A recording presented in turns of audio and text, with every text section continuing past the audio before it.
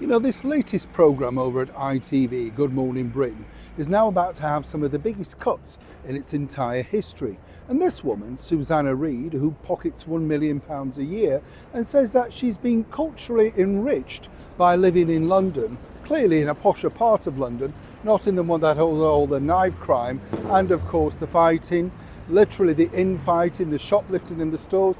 Love to know exactly which part that Susanna Reid absolutely lives in.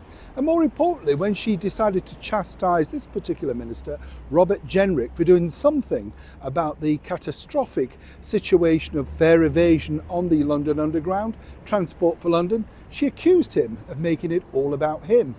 But let's just remind Susanna about her own, well, reminders. As ever, let me explain. Morning chums, nice to see you. Thank you so much as ever for taking the time out to join me today.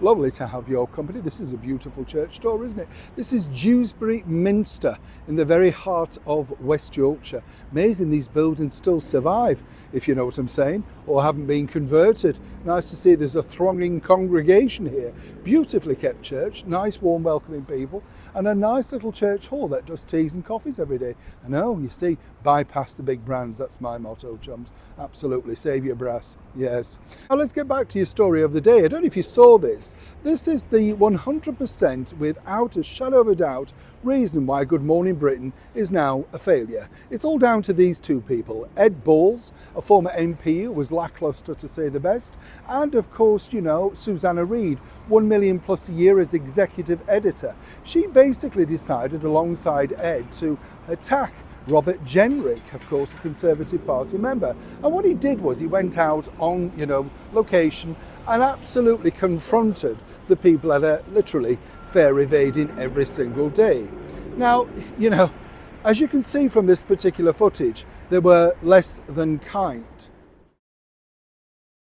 Disrespectful to you. You made it all about you. The video was literally all about you. You say that, but that's not what I've heard. It's you walking around tube stations confronting people. Well, the point so here to is, say that Susanna, you didn't report what was said to you because you're saying you didn't want to make it all about you is disingenuous. No, I don't think that's right, actually, Susanna, because what I was trying to do was raise the issue, and I think we've done that. Yeah. I've actually heard reports now, Susanna, that Sadiq Khan, the Mayor of London, who's neglected this issue for a very long time, TfL has actually got TfL officers out on the tube, because I'm hearing people coming up to me saying, for the first time in ages, I've actually seen the enforcement officers stopping people on the underground. TfL actually say that the amount of fare dodging has gone down. Well, prosecutions for fare dodging have halved since COVID.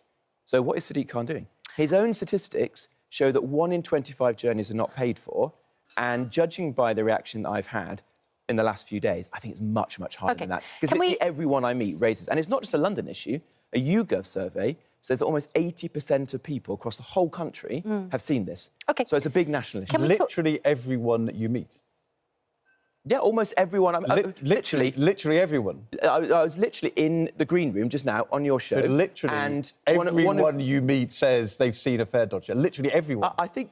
When you say literally everyone, do you mean literally not everyone? It's a turn of phrase, Ed. OK, fine. Turn of phrase is entirely false. No, because actually, almost everyone I've spoken to has said this. Even somebody just now in the green room, one of your producers, came up to me and said, "Thank you for doing the video. I've seen it myself.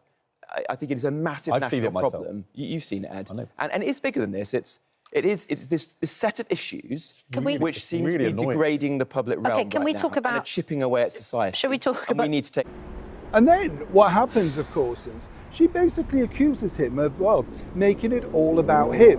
Now, let's just cast our minds back to when Susanna Reid decided to sit down with the then British Prime Minister, the Right Honourable Boris Johnson, and she brought up this character of Elsie. Elsie apparently rode the buses every single day because she couldn't afford to stay in a house to keep warm. Now, Susanna, very empathetic, did everything she could to make sure that that story stood up.